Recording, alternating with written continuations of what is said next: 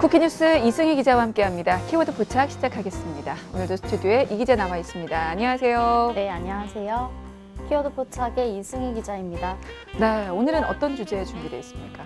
최근 의료 공학 분야에서 가장 각광받는 부문 중 하나가 바로 웨어러블 로봇입니다. 웨어러블 로봇은 사람이 직접 착용해 인간이 가진 물리적 한계를 극복하는 장치를 통칭하는 말입니다. 1960년대에 처음 등장한 후 현재 미국과 일본에 널리 보급돼 있는데요.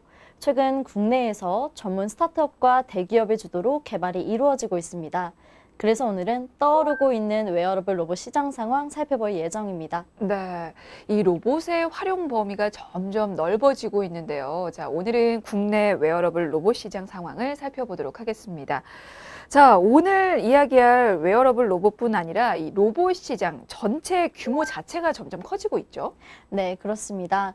국제 로봇 연맹에 따르면 세계 로봇 시장 규모는 2014년 155억 달러, 2015년 180억 달러, 2016년 197억 달러, 2017년 253억 달러를 기록하면서 성장을 거듭하고 있습니다. 연평균 성장률은 13.9%지만 최근 들어 그 성장폭이 두드러지고 있는데요. 2017년 기준 산업용 로봇 규모는 167억 달러, 서비스용 로봇 규모는 86억 달러로 집계됐습니다. 네, 계속해서 성장을 하고 있네요. 그러면 이 세계 로봇 시장에서 웨어러블 로봇이 차지하는 비중은 어느 정도나 됩니까? 한 시장조사 업체에 따르면 세계 로봇 시장 규모는 매년 10% 이상 성장해 2020년에는 1,880억 달러, 약 211조 원에 달할 전망인데요. 이 중 웨어러블 로봇이 차지하는 비중은 5%, 약 10조 원 정도로 추정되고 있습니다. 네, 이 웨어러블 로봇 시장도 좀 성장세 있는 걸 알겠는데 그래도 국내에서도 이게 웨어러블 로봇 시장 전망을 좀 긍정적으로 보고 있나요? 네, 다른 시장조사 업체에 따르면 국내 웨어러블 로봇 시장은 2016년 1,000억 원에서 2026년 5조 원 규모로 성장할 전망입니다. 국내 대기업들의 AI 웨어러블 로봇 양산을 계기로 시장 규모가 크게 늘어날 것으로 점쳐지고 있습니다. 그렇군요. 자, 이제 웨어러블 로봇에 대해서 좀 더 자세히 알아보도록 하겠습니다. 앞서서 사람이 직접 착용해서 인간이 갖는 물리적 한계를 극복하는 장치를 통칭하는 말이라고 했는데요. 원래는 이게 어떤 목적으로 개발이 된 건가요? 네, 원래는 치료와 재활 목적으로 개발됐습니다. 신경 및 근골격계 질환으로 고통받는 환자, 불안전 마비와 근력 약화로 인해 생활에 불편을 겪는 노약자 등이 그 대상입니다. 아, 이게 초반에는 의료용으로 개발이 된 거군요. 네, 맞습니다. 초기 웨어러블 로봇은 의료 및 군사적 용도로 개발됐는데요. 점차 우주, 항공, 해운업계 등에 활용이 되면서 시장이 성장하게 된 겁니다. 네, 알겠습니다. 뭐 의료용으로 개발이 됐고 우주, 항공, 해운 업계 등에서 활용이 되고 있지만 일반 산업 현장에서도 적용할 수 있는 거죠. 네, 물론입니다. 웨어러블 로봇은 무거운 물건을 들고 내리는 작업자들의 부상을 예방할 수 있기 때문에 최근 다양한 산업 현장에서 그 수요가 빠르게 늘고 있습니다. 고령화 등에 따른 노동력 문제, 산업 현장의 안전성, 생산성 향상 등이 결부되면서 그 쓰임의 폭이 넓어지고 있습니다. 네, 이 쓰임의 폭이 넓어진 만큼 아무래도 지속적인 연구 개발과 투자가 또 이루어져야 될 것 같은데요. 아직까지는 국내에서 웨어러블 로봇 개발이 활성화되고 있지는 않은 것 같아요. 이제 시작이라고 보시면 됩니다. 웨어러블 로봇은 일본, 이스라엘, 미국 등의 기업에서 제품을 개발해 시장을 선점하고 있지만 최근 국내 대기업들이 시장 진출 계획을 밝히고 나섰습니다. 새로운 디자인과 기능의 로봇을 잇따라 선보이기도 했습니다. 네, 자, 그럼 국내 기업에서 내어놓은 웨어러블 로봇 좀 살펴볼까요? 네, S사는 지난 1월 미국에서 열린 전자 IT 박람회에서 웨어러블 로봇을 공개했습니다. 이날 공개된 로봇은 의료용으로 사용자의 보행을 돕는 목적으로 개발된 모델입니다. 이것도 뭐 애초에 의료용으로 개발이 된 거네요?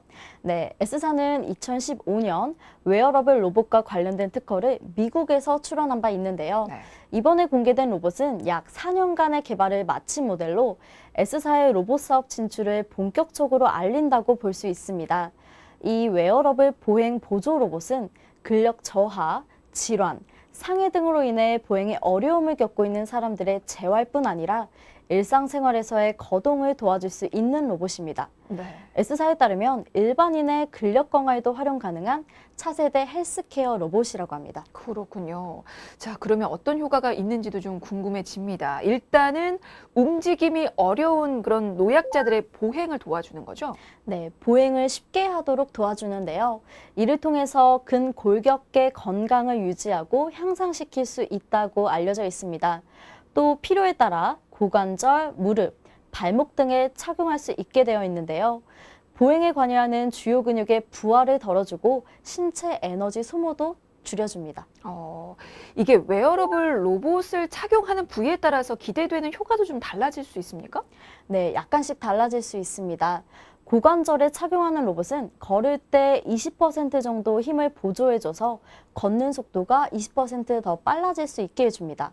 무릎에 착용하는 로봇은 관절염 환자, 재활 대상자 등을 위한 장치로 30kg 이상의 체중 경감 효과가 있어 사용자의 무릎 통증을 완화시켜줍니다.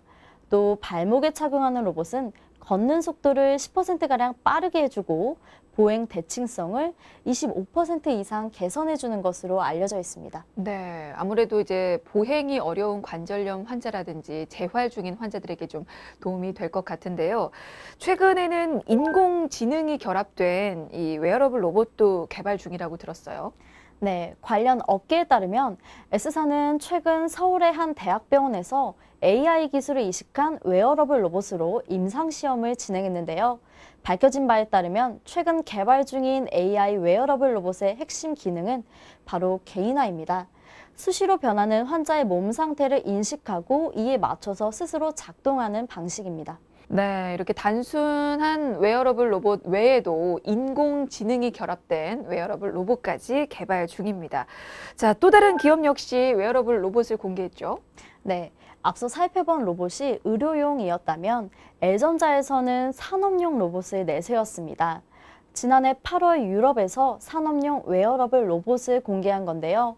웨어러블 로봇 스타트업이나 로봇 개발 업체, 관련 기술을 보유하고 있는 스타트업에 투자하면서 공동 연구를 진행 중입니다. 네, 그러면 어떤 웨어러블 로봇인지도 좀 볼까요? 이게 산업용 웨어러블 로봇이라고요? 네, 지난 8월에 선보인 웨어러블 로봇은 하체 근력 지원용 로봇이었습니다. L전자는 얼마 전 두 번째 수트봇을 공개했는데요. 산업 현장이나 상업, 물류 공간 등에서 사용자의 허리 근력을 보조하는 웨어러블 로봇입니다. 기존의 로봇의 약점인 불편한 착용감을 대폭 개선해 사용자가 간편하게 입고 벗을 수 있도록 한 모델입니다. 그 웨어러블 로봇을 착용하면 어떤 구체적인 효과가 있습니까? 네, 사용자가 일정 각도 이상으로 허리를 굽히면 이를 감지해 준비 상태에 들어가고 사용자가 허리를 펼 때 가해지는 힘을 보조하는 형태로 작동하는데요. 반복 작업에서 사용자 허리에 가해지는 부담을 줄일 수 있는 것으로 알려져 있습니다. 아, 이게 반복 작업을 할 때 발생하는 작업자들의 부상을 예방할 수 있기 때문에 산업용으로 활용할 수가 있는 거군요. 네, 특히 최근 산업용 로봇 안전 기준을 제정하면서 단순한 로봇 제조에서 벗어나 산업용 로봇 생태계를 구축하고 있는 모습입니다. 제작된 산업용 로봇 안전 사양서에는 로봇의 이상 작동을 방지하는 제어 시스템 기준과 안전 보호 장치 설치 기준, 안전운전 기준 등이 담겨 있습니다. 네. 그럼 앞으로는 이렇게 산업용 로봇뿐만 아니고 다양한 부분에 활용할 수 있는 로봇을 또 개발을 하겠네요. 네, 그렇습니다. 가정과 상업용부터 산업, 의료용까지 다양한 분야에서 활용 가능한 제품 콘셉트를 공개하면서 로봇 사업에 박차를 가하고 있는데요. 앞으로 사업 포트폴리오를 지속적으로 확대해 로봇 솔루션 분야를 선도해 나갈 방침이라고 합니다. 네. 사실 뭐 용도도 그렇지만 차세대 핵심 기술 하면 또 인공지능을 빠뜨릴 수가 없잖아요. 이 인공지능 기술을 로봇에 접목해서 또 보다 똑똑한 로봇을 만드는 그런 연구도 좀 계속해서 진행이 돼야 될 것 같은데요. 네, 인공지능 기술을 더욱 개선시켜서 내년에는 명실상부한 AI 로봇 시대를 열겠다는 전략을 세웠는데요. 이미 국내 스타트업 기업들과 손잡고 AI 웨어러블 로봇 개발에 속도를 내고 있습니다. 그래서 업계에서는 올해 의료용 웨어러블 로봇을 공개하고 로봇 사업 포트폴리오를 확장해 나갈 것으로 예상 중입니다. 네, 지금 앞서서 살펴본 기업들도 의료용 웨어러블 로봇 임상 실험에 들어간 것으로 확인이 됐다고 했는데요. 대기업들이 이렇게 의료용 웨어러블 로봇 시장에 공을 들이는 이유가 뭘까요? 네, 시장의 성장 잠재력이 크다고 판단했기 때문입니다. 네. 한 시장조사 업체에 따르면 글로벌 의료용 웨어러블 기기 시장은 2017년 기준 62억 달러, 약 7조 원에서 2022년 140억 달러, 15조 9천억 원 규모로 성장할 것으로 전망되고 있습니다. 지금부터 3년 뒤 형성될 16조 원 규모의 글로벌 의료용 로봇 시장에 일찍부터 승부수를 던진 셈입니다. 네, 이렇게 국내를 대표하는 두 전자회사가 웨어러블 로봇 개발에 한창인 모습인데요. 다른 기업에서도 관련 기술을 연구하거나 개발하는 곳이 있습니까? 네, 자동차 회사인 H사 역시 관심이 많은데요.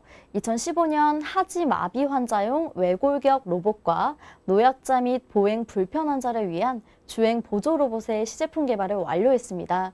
2017년에는 국제 전자제품 박람회에서 해당 제품을 출시한 바 있습니다. 네, 들어보니까 몸이 불편한 환자나 노인들을 위해서 개발된 로봇들이 좀 많은데요. 특정 직업군을 위한 웨어러블 로봇 개발도 이루어지고 있다고요? 네, 국내 기업 두 곳에서 미래 병사용 웨어러블 로봇 기술 확보에 힘쓰고 있습니다.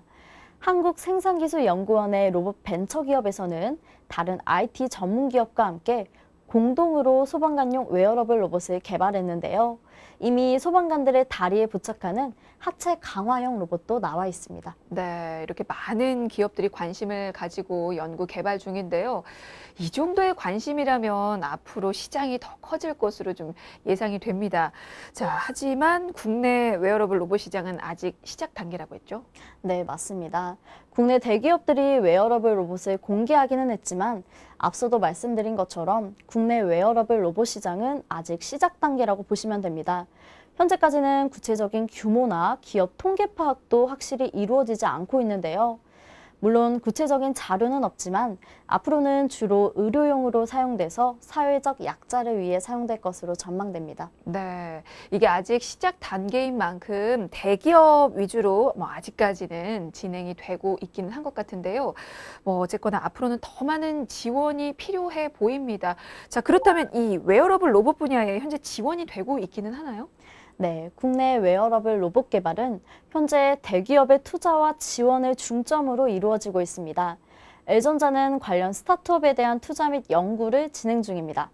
국내 제조 인프라는 최고 수준의 평가를 받고 있기 때문에 정책적인 지원이 효과적으로 이루어진다면 미래는 밝을 것으로 전망되고 있습니다. 네, 사람을 돕는 로봇의 발전 정말 놀라운데요. 몸에 착용하는 웨어러블 로봇 시장도 기대를 해보겠습니다. 자, 오늘 키워드 포착은 여기까지고요. 지금까지 쿠키뉴스 이승희 기자였습니다. 고맙습니다. 네, 감사합니다.